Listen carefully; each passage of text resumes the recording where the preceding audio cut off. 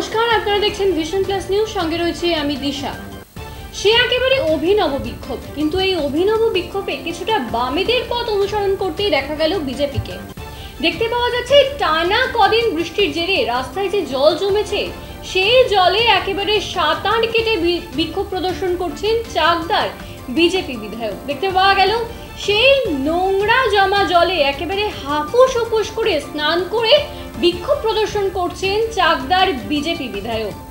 সেই ঘটনাস্থলের চিত্রই আপনাদের সামনে প্রদর্শন করব, পাশাপাশি বিধায়ক নিজে মুখে কি বলছেন তাও শোনাবো। নেমেছি এই একটাই কারণ, গত 4-5 বছর ধরে আমরা দেখছি ধারাবাহিকভাবে বর্ষা হওয়ার শুরুতেই একদম চাকদা চৌমাথা থেকে একেবারে রথতলা পর্যন্ত বৃষ্টি হলেই জলমগ্ন হয়ে যায়।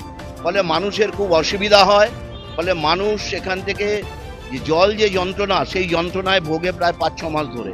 এখানে ব্যবসায়ীরা 4-5 মাস ধরে ব্যবসা করতে পারে না ঠিক পুজোর সময়টায়। মানুষের দুর্ভোগের শেষ নেই।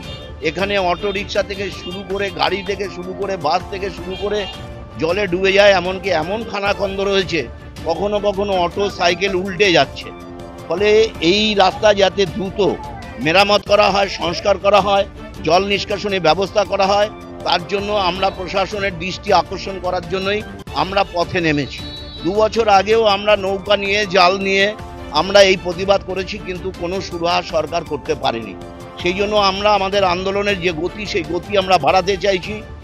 এই 2 বছর ধরে আমি প্রশাসনিক যারা আমাদের আধিকারিক আছেন সর্বস্তরের, বিধায়ক হিসাবে আমি একেবারে মন্ত্রী পুলক রায় পিডব্লিউডি ডিপার্টমেন্টের, তাকে আমি চিঠি মেল করেছি এই রাস্তা সম্পর্কে।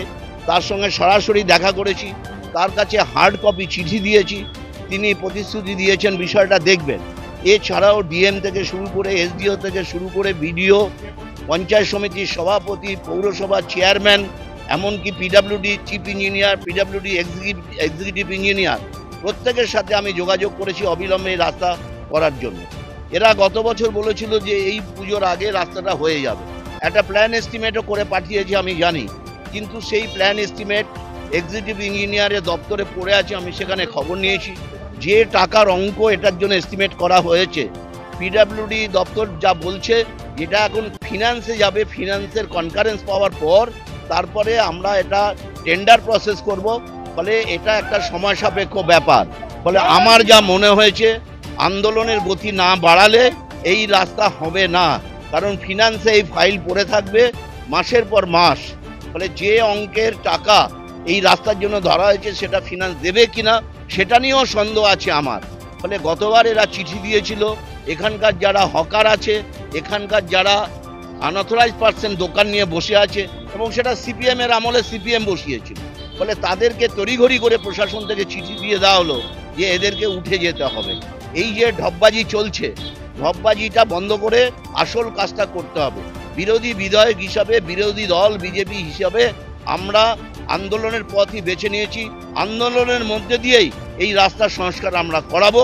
আর যদি এরা এই 26 সালের মধ্যে এই রাস্তা না করে, আমরা দায়িত্ব নিয়ে বলে যাচ্ছি, আমরা ক্ষমতায় আসার পর প্রথম 6 মাসের মধ্যে আমরা এই রাস্তা করে দেব, এই প্রতিশ্রুতি জনগণকে দিচ্ছি।